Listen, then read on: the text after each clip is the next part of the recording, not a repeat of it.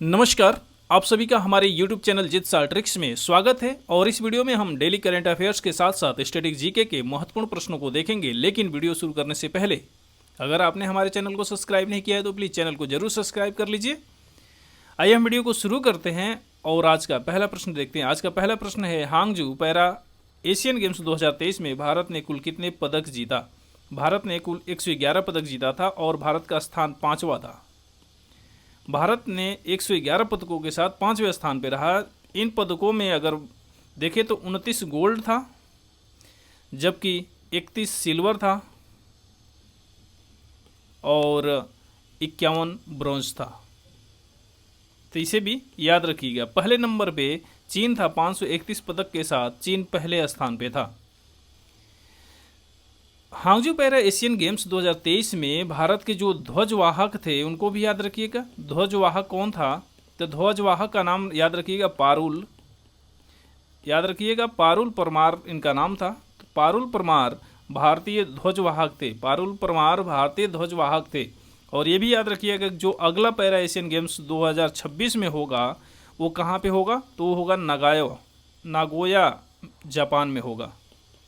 यानी अगला जो होगा वो जापान में होगा 2026 में। अच्छा, इसके पहले जो हुआ था वो इंडोनेशिया में हुआ था, 2018 में हुआ था। तो इसको भी ध्यान में रखिएगा। अगला क्वेश्चन देखते हैं, किस भारतीय वैज्ञानिक को क्षेत्र अनुसंधान और अनुप्रयोग के लिए नॉर्मन ई बोरलॉग पुरस्कार 2023 प्रदान किया गया है? तो किसको दिया गया है? ये डॉक्टर स्वाति नायक को दिया गया है। तो ये याद रखिएगा। वर्ष 2024 में स्टीड फास्ट डिफेंडर सैन्य अभ्यास किसके द्वारा आयोजित किया जाएगा? तो ये नाटो के द्वारा आयोजित किया जाएगा। नाटो के द्वारा आयोजित किया जाएगा। नाटो के सदस्य देशों द्वारा आयोजित यह सबसे बड़ा ये सैन्य अभ्यास होगा। तो इसे भी ध्यान में रखिएगा। सबसे बड़ा सैन्य अभ्यास होगा, इसको भी ध्यान में रखिएगा। प्रथम भारत इंडोनेशिया ऑस्ट्रेलिया त्रिपक्षीय समुद्री अभ्यास कहाँ पे आयोजित किया गया? तो इसको याद रखिएगा, हिंद प्रशांत महासागर क्षेत्र में आयोजित किया गया था। हिंद प्रशांत महासागर क्षेत्र में आयोजित किया गया था। और भारतीय नौसेना की तरफ से इसमें किसने भाग लिया था? INS सह्याद्री ने भाग लिया था। तो इसको भी ध्यान में रखिएगा।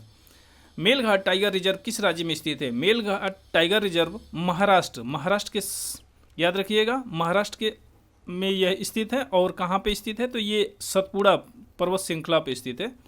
सतपुड़ा पर्वत श्रृंखला पर यह स्थित है।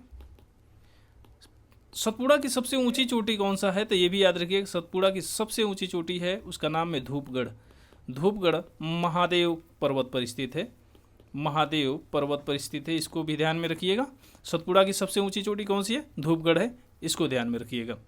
अगला क्वेश्चन है, तियानयोंग अंतरिक्ष स्टेशन किस देश द्वारा स्थापित किया जा रहा है? तो यह चीन का पहला अंतरिक्ष स्टेशन है, चीन के द्वारा स्थापित किया जा रहा है।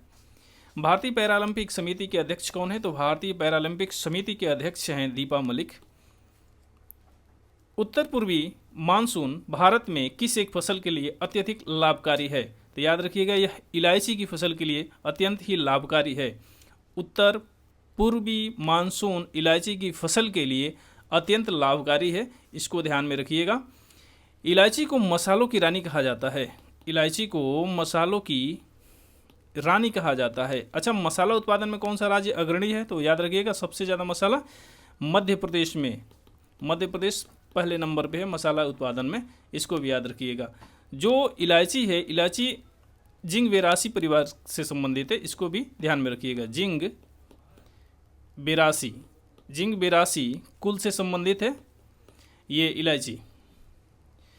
अगला क्वेश्चन है, ताल गिरीश्वर मंदिर किस राज्य में स्थित है? ताल गिरीश्वर मंदिर किस राज्य में स्थित है? तो याद रखिएगा, ताल गिरीश्वर मंदिर जो है तमिलनाडु के विल्लुपुरम जिला में यह स्थित है। अगर गांव पूछा जाए तो याद रखिएगा, पनामा लाई गांव में यह स्थित है। तो ये तमिलनाडु के विल्लुपुरम जिला और गांव अगर है तो पनामा लाई गांव में स्थित है। इसका निर्माण किसने कराया था? तो निर्माण को भी याद रखिएगा, किसने कराया था? तो पल्लव राजा के द्वारा किया गया था। पल्लव राजा के द्वारा इसका निर्माण कराया गया था। उनका क्या नाम था? नरसिंह वर्मन द्वितीय इनका नाम था। तो नरसंग वर्मन द्वितीय के द्वारा तालगिरीश्वर मंदिर का निर्माण कराया गया था। इजेक्टा हेलो क्या है? इजेक्टा हेलो क्या है? तो ये चंद्रयान के जो लैंडर विक्रम के द्वारा चंद्रमा पे जब उतरा तो उस समय जो जितनी धूल हटाई गई थी, वहाँ जो धूल हटाने के कारण जो वहाँ पे खाली जगह बना, उसी को कहा गया इजेक्टा हेलो, नाम दिया गया है। तो ये भी ध्यान में रखिएगा। हाल ही में अधिकारियों ने कोयनाबाद में सिंचाई और बिजली उत्पादन दोनों के लिए पानी के निर्वहन में कटौती का प्रस्ताव दिया है। कोयनाबाद किस राज्य में स्थित है? तो कोयनाबाद किस राज्य में स्थित है, इसको भी ध्यान में रखिएगा। यह महाराष्ट्र के सतारा जिले में स्थित है। सतारा जिले में स्थित है। कोयना नदी पे बनाया गया है। कोयना जो है, कोयना नदी कृष्णा की सहायक नदी है, इसको भी ध्यान में रखिएगा। कृष्णा नदी की सहायक नदी है। कृष्णा नदी की सहायक नदी है कोयना नदी, इसको ध्यान में रखिएगा। और कोयना जो नदी है यह उत्तर से दक्षिण दिशा में बहती है, उत्तर से दक्षिण दिशा में बहती है, इसको भी ध्यान में रखिएगा। अगला क्वेश्चन है, मूसी नदी के लिए पर्यावरण कार्यकर्ताओं ने एक पारिस्थितिक विरासत पीठ स्थापित करने की अपील की है। यह भारत के किस राज्य से होकर बहती है?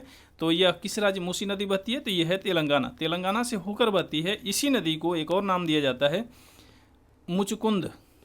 मुचकुंद नदी भी इस मूसी नदी को नाम दिया जाता है। इसी पे दो बांध स्थित हैं, एक हिमायत सागर, हिमायत सागर स्थित है, हिमायत सागर और उस्मान बांध, दो बांध इस पे स्थित है। हिमायत सागर और उस्मान बांध इस पे स्थित है, इसको ध्यान में रखिएगा। और एक बात और, मूसी नदी पे ही यानी मुचकुंद नदी पे ही हैदराबाद स्थित है, हैदराबाद स्थित है, इसको भी ध्यान में रखिएगा। इस वीडियो में बस इतना ही। जय हिंद।